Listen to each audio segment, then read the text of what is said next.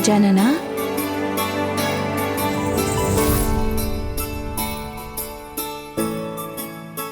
లే పుత్ర గజానన.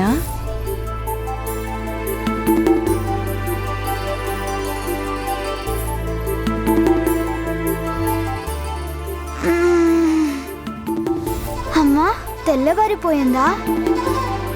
భలే భలే, నాకు అన్నప్రాసనం అయిపోయింది కాబట్టి నేను ఏది కావాలంటే అది తినొచ్చు కదమ్మా. లేదు పుత్ర, సాధన చేసేటువంటి సాధకుల దృష్టి భోజనం, నిద్ర, ఆటల మీద కాదు, కేవలం తన సాధన మీద మాత్రమే కేంద్రీకరించాల్సి ఉంటుంది. సాధన అంటే ఏమిటి? పంచాగ్ని తపస్సు అంటే అత్యంత కఠినమైన తపస్సు చేయాల్సి ఉంటుంది. నీ సాధన ఈ రోజు నుండే ప్రారంభమవుతుంది. దానికోసం నువ్వు అర్హతలు సాధించుకోవాల్సి ఉంటుంది.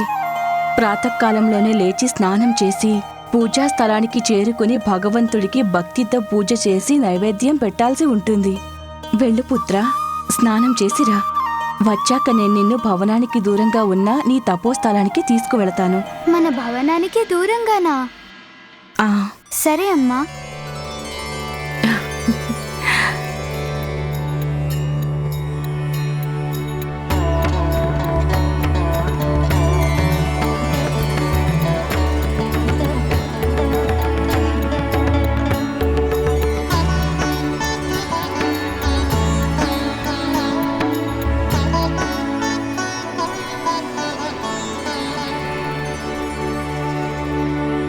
అమ్మా, మార్గం ఇక్కడితో అంతమైపోయింది. పూజా స్థలం ఎక్కడా? పుత్ర,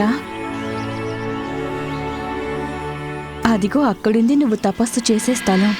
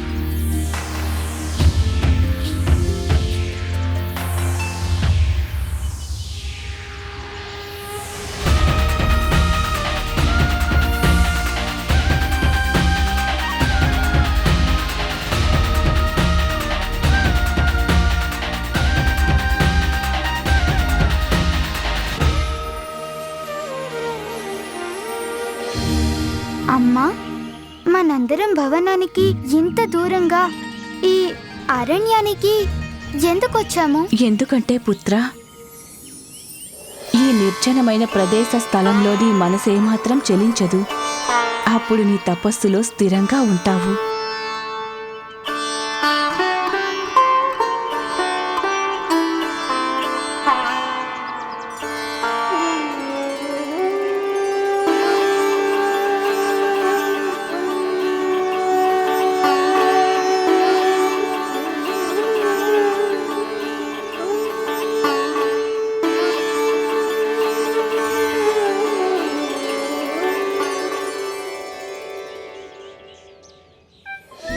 అమ్మా, ఈ పంచాగ్ని తపస్సు అంటే ఏమిటి? దీని విశిష్టత ఏమిటి?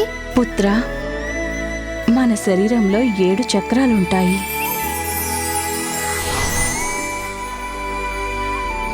సృష్టిని కొనసాగించే మూలాధారం, మనలో సృజనాత్మక శక్తుల్ని పెంపొందిస్తూ ఆనందాన్నిచ్చే స్వాధిష్టానం,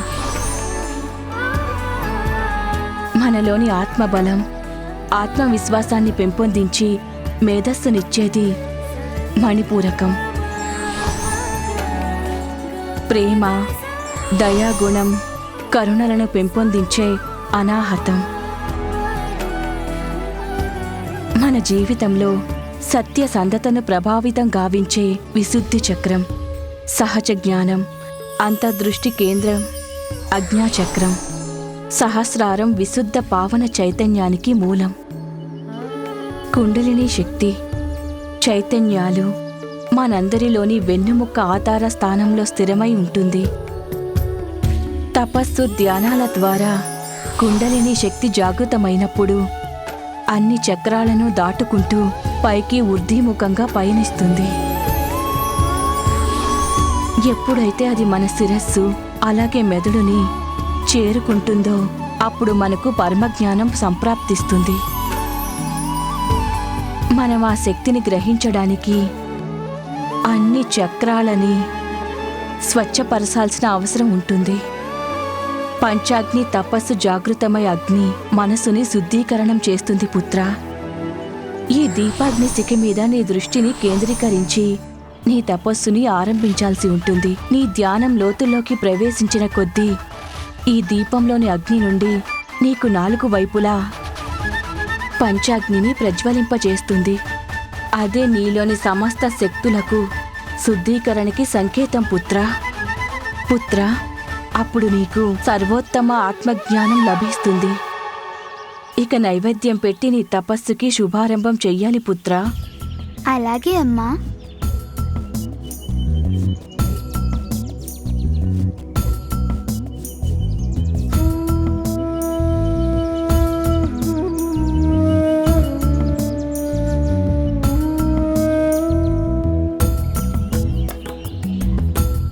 ఇప్పుడు పద్మాసనం వేసుకుని నీ దృష్టినంతటినీ ఈ దీపం ఆగ్రంపై కేంద్రీకరించు. అలాగే అమ్మా.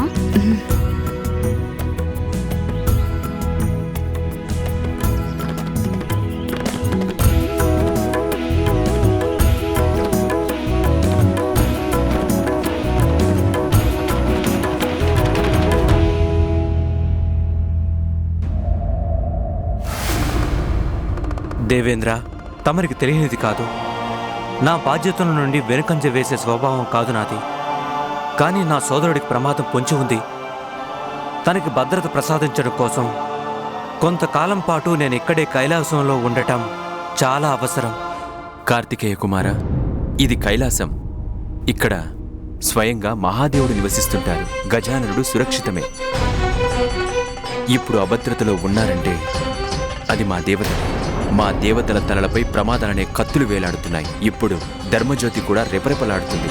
దానిని రక్షించడం తమ గురుతర బాధ్యత. దేవేంద్ర,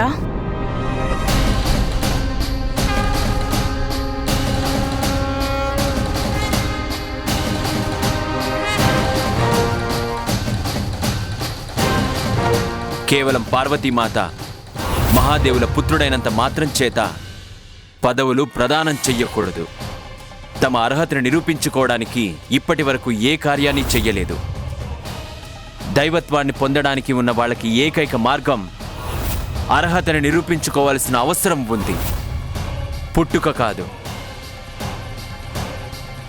ప్రణామాలు మాత.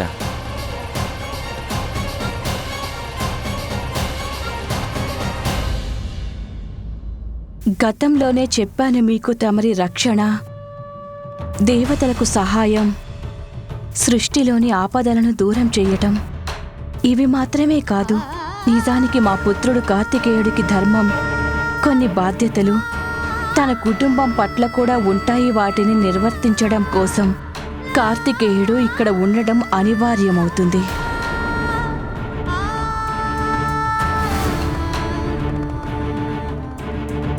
ప్రభు, నేను కేవలం నివేదించుకోగలనంతే. నిర్ణయం తీసుకోవాల్సింది తమరు మాత్రమే. అయినా నాకు తమరి కుటుంబంలో కలుగజేసుకునేంత ధైర్యం లేదు.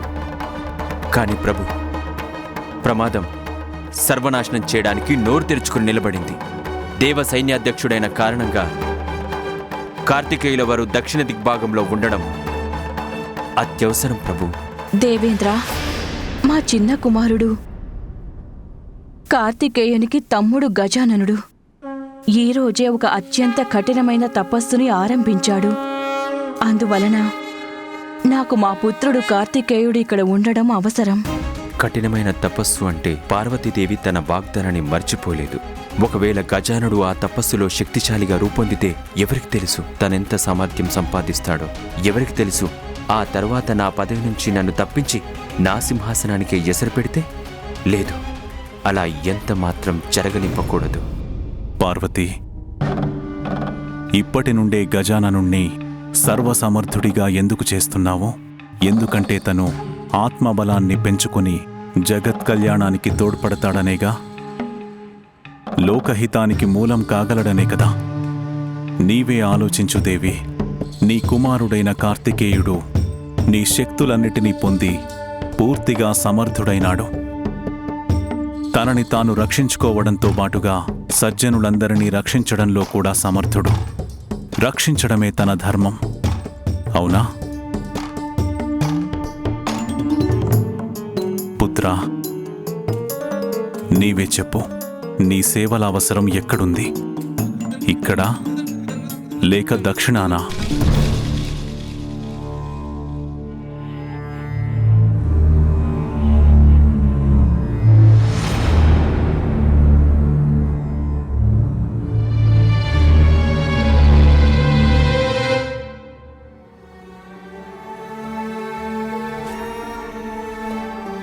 మాత నిరాశ చెందకండి. తండ్రి గారి సూచన సమంజసం. తమరిక్కడ గజాననుడి యొక్క భద్రత విషయంలో శ్రద్ధ చూపించండి. నేనక్కడ దక్షిణాన నా బాధ్యతల్ని నిర్వహిస్తాను మాత. ఎప్పుడైతే తమరికి నా అవసరం కలుగుతుందో అప్పుడు నేను ఇక్కడికి రాగలను మాత. మరి తమను నేను వెళ్ళడానికి అనుమతించగలరా?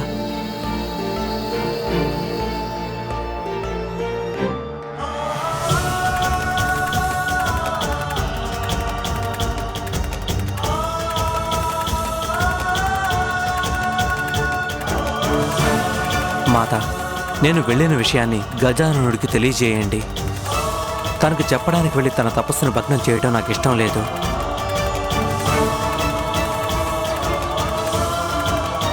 నువ్వు వెళ్ళు పుత్ర.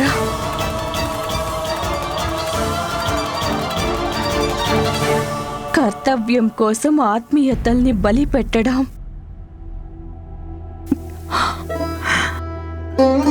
హృదయాన్ని బండ చేసుకుని సంతానాన్ని దూరం చేసుకోవడం అలవాటుగా మారింది నాకు.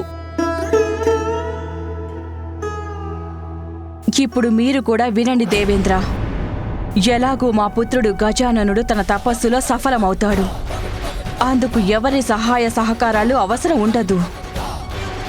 తను సమర్థుడిగా మారి కేవలం తనవి మాత్రమే కాదు, సృష్టిలోని అన్ని సమస్యలని పరిష్కరించే సామర్థ్యాన్ని పొందుతాడు.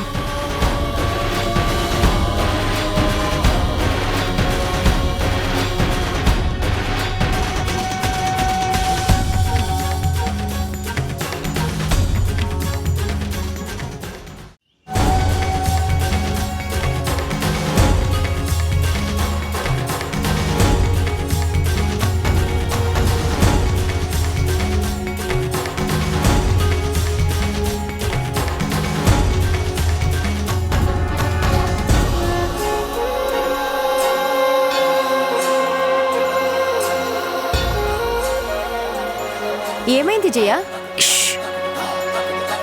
ఇంత గట్టిగా మాట్లాడాల్సిన అవసరం ఏముంది? ఇంతవరకు కైలాసంలోనే ఉన్నాను. నేను విన్నాను కార్తికేయ కుమారుడు దక్షిణ దిశగా వెళ్తున్నారు. అన్నయ్య వెళ్ళిపోతున్నాడా చిన్నమ్మ? ఎందుకు? ఇంతవరకు నాకు తనతో ఆడుకునే అవకాశం కూడా రాలేదు. నువ్వు దాని గురించేమీ బాధపడక్కర్లేదు గజానన. చూడు, మీ అన్నయ్య గారు ఇక్కడ లేకపోతే మీ అమ్మ వాత్సల్యాన్ని పూర్తిగా నువ్వే అనుభవించొచ్చు కదా పుత్ర.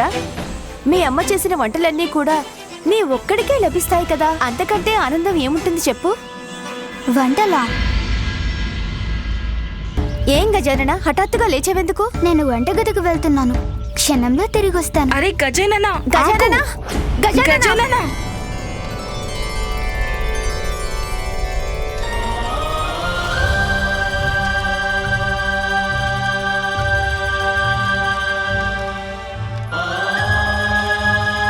ఏం కావాలి నీకు?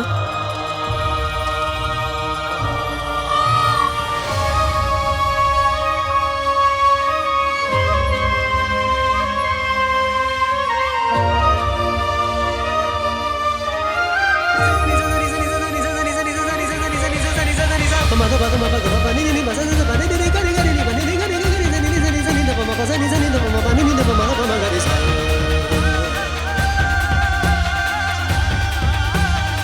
అంటే అన్నానంటారు గాని ఎంత సాధన చేస్తున్నా పిల్లలకి ఆకలి వేయకుండా ఉంటుందా? భోజనం చేయటానికి రాకుండా ఉంటారా?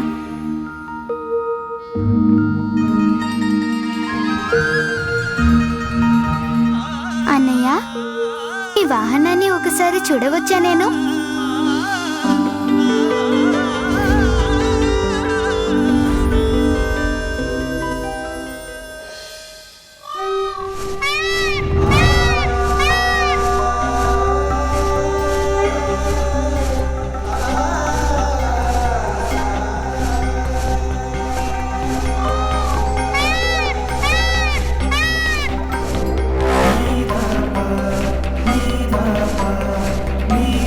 అన్నయ్య, ఆగండి అన్నయ్య.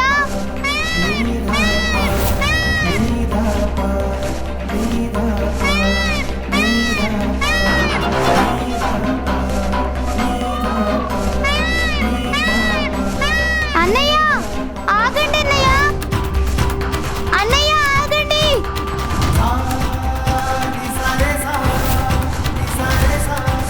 ఆగండి అన్నయ్య.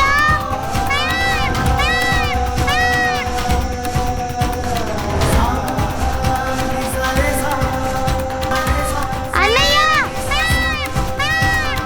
అన్నయ్య, ఒకసారి ఇటు చూడండి. ఆగండి అన్నయ్య. గజానన,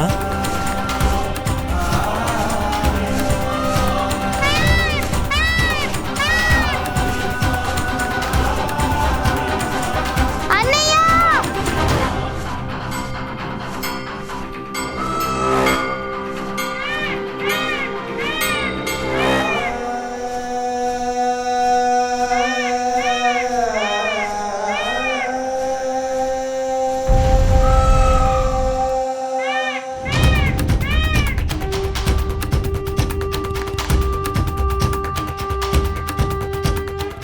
గజానన, ఏమైంది?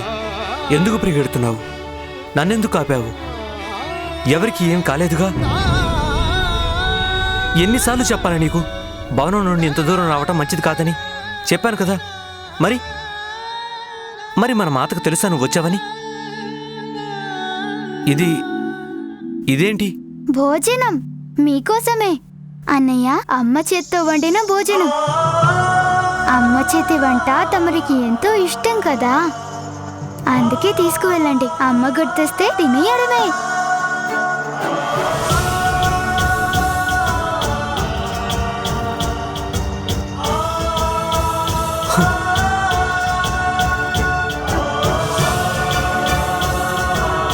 నువ్వింక జాగ్రత్తగా ఉండాలి. అమ్మను కూడా శ్రద్ధగా చూసుకోవాలి. అందరినీ జాగ్రత్తగా చూసుకో.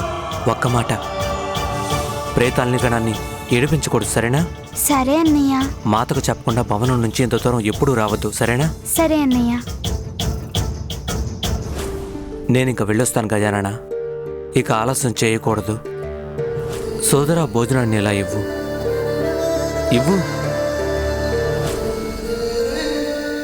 జాగ్రత్తగా ఉండు గజానన. సరే అన్నయ్య.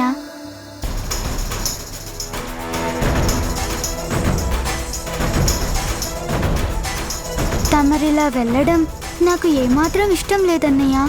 అలాగని తమరిని వెళ్ళకుండా ఆపలేను కదా.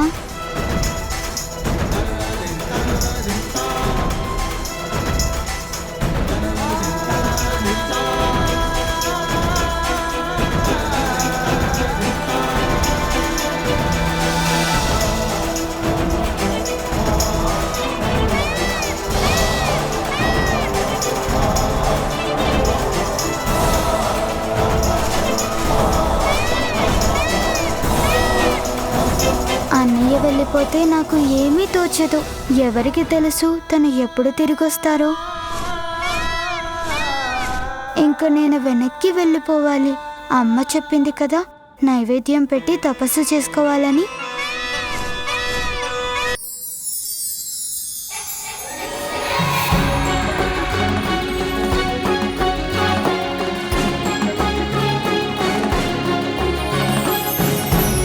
ఆహా, సీతాకోక చిలుక భలే అందంగా ఉంది.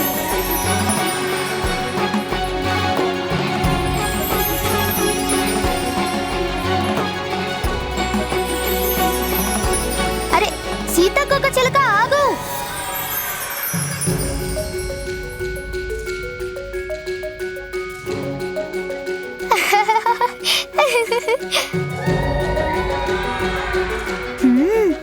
విశ్రాంతి తీసుకోవడానికి వెళ్తున్నావా? అయినా వదలను కదా.